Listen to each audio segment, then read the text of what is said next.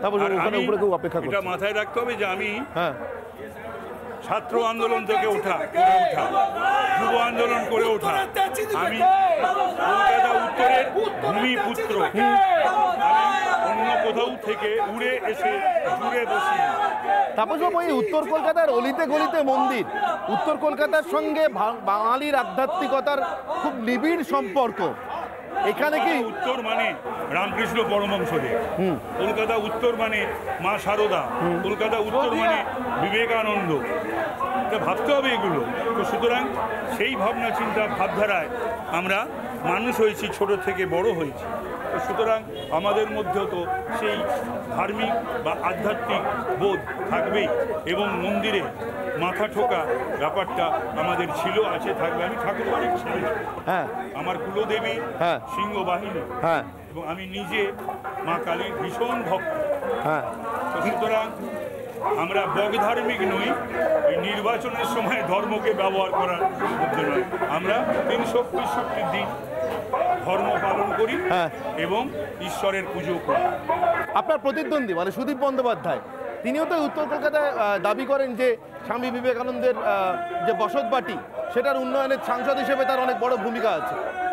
আরে তো 3 বারের সাংসদ, মানে অন্তত উত্তরে, হ্যাঁ, যেটা উত্তর পূর্ব এবং উত্তর পশ্চিম, হ্যাঁ, এই লাস্ট যে লোকসভাটা গেল, তাতে হঠাৎ বিবেকানন্দকে নিয়ে একটা চালাকি করলেন। কি সেই চালাকি? তিনি হঠাৎ বললেন বিবেকানন্দের একটা কেন্দ্রকে একটা মূর্তি বসাতে হবে, মানে বিবেকানন্দকেও নির্বাচনে ব্যবহার করা তার পক্ষে। মানুষ এটা বোঝে না। তুমি 3 টার্ম এখানে সাংসদ ছিলে, তুমি একটা বিবেকানন্দের মূর্তি বসাতে পারোনি। অর্থাৎ বলবো যে বিবেকানন্দের মূর্তি বসায়নি সাংসদ, সেদিকে খেয়াল রাখেনি, ও নির্বাচনে বিবেকানন্দকে ব্যবহার করার জন্য একটা ভোটও আপনারা সুদীপ বন্দ্যোপাধ্যায়কে দেবেন।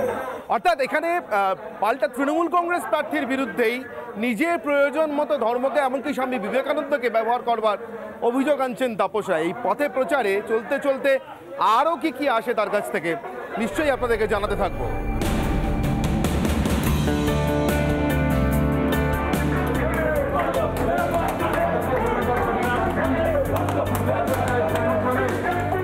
এই মুহূর্তে তাপস রায়ের প্রচার মিছিলে আমরা, আর তাপসবাবুর সঙ্গে প্রত্যেক দিনের এই প্রচার কর্মসূচিতে যিনি ছায়াসঙ্গী, যার প্রভূত দায়িত্ব, সেই তমগ্ন ঘোষ, তিনিও আমার সঙ্গে রয়েছেন। আমি তমগ্নকে একটাই কথা জিজ্ঞাসা করব, বয়সে তো আপনাদের থেকে অনেকটাই প্রবীণ, কিন্তু তাপসবাবুর সঙ্গে মিছিলে পা মেলানো কতটা চ্যালেঞ্জিং?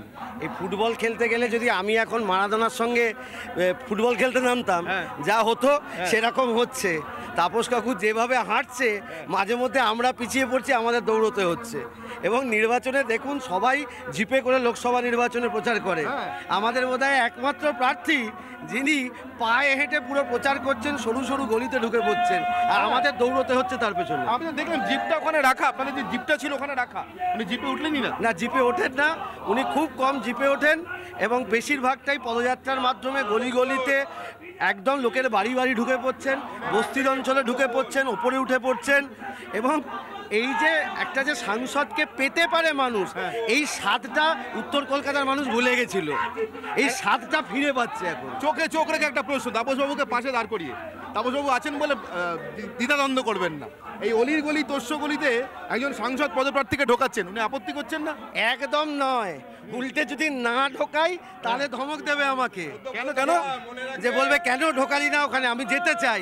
ওই যে বললাম, উত্তর কলকাতার এতদিনের সাংসদ, তাকে মানুষ খুঁজে পায়নি। নতুন স্বাদ, একটা ফ্লেভার পাচ্ছে। নতুন স্বাদ পেলে মানুষের যেমন এটা ভালো লাগে, যে পাড়ায় সাংসদ, যিনি বর্তমান সাংসদ, তার তো তোমার দেখা নাই রে, তোমার দেখা নাই।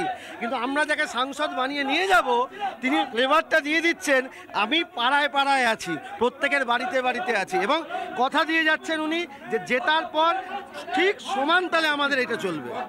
অর্থাৎ তমগ্নরা বলছেন তাপস রায়ের সঙ্গে পা মেলানো মিছিলে সেটাও একটা বড় চ্যালেঞ্জ, এবং কখনো কখনো একেবারে নবীন প্রজন্মের প্রতিনিধি হয়ে তারাও পিছিয়ে পড়ছেন। পায়ে হেঁটে এই অলিগলি দস্যুগলিও ঘুরে বেরিয়ে প্রচার করাটাই তাপসবাবুর লক্ষ্য, এবং সেই লক্ষ্যে তিনি কোনো রকম আপোষ করতে রাজি নন।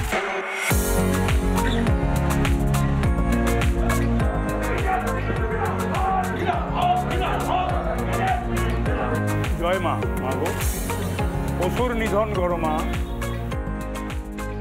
তাপসবাবু, আপনি মন্দিরে গিয়েছিলেন দেখলাম, মা শীতলার মন্দির, মা দুর্গা, মা দুর্গার মন্দির, মা দুর্গার অষ্টধাতুর মূর্তি, খুবই বিখ্যাত। মায়ের কাছে বললাম যে মা দুর্গার কাছে, মা অসুরের সংখ্যা বড় বেড়ে গেছে বাংলায়। কেমন অসুর? এবং উত্তর কলকাতায় সেই অসুর নিধনে যজ্ঞে তুমি আমাদের আশীর্বাদ করো যেন সেই অসুর বধ করতে পারি। একটা কথা জিজ্ঞাসা করবো, আপনার মিছিল থেকে বারবার শুনছি স্লোগান উঠছে, চোর তৃণমূলকে একটি ভোটও দেবেন না। কোথাও কি স্বস্তি হচ্ছে? এটা আপনাকে শুনতে হতো থাকলে। রায় কি হয় দেখো। এবং এটা তো ঘটনা যে সাধারণ মানুষের চাল বিক্রি, চাকরি বিক্রি, যে দপ্তরেই হাত দেওয়া যাচ্ছে, যেখানেই দেখছে, তা নাহলে বলুন না, যারা জেলে রয়েছে এই সরকারের মাথা যারা বা এই দলের মাথা যারা, তারা কেন হাইকোর্টে সুপ্রিম কোর্টে গিয়ে কাউন্টার কেস করছে না যে আমরা নির্দোষ, আমাদের কাছে কিছু পাওয়া যায়নি? এটা কেন করছে না? সেই কেস তো করার সুযোগ আছে, আইনে প্রভিশন রয়েছে, কেন করছে না? যে দুর্নীতি হয়েছে এই 13 বছরে, ইতিপূর্বে বাংলায় কখনো কোনো সরকারের আমলে হয়নি।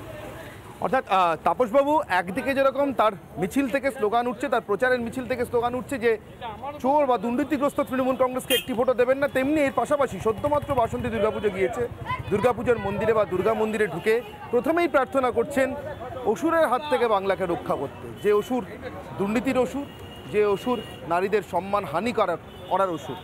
তাপসবাবুর প্রার্থনায় কি মা দুর্গা সাড়া দেবেন? চলতে চলতে দেখতে হবে।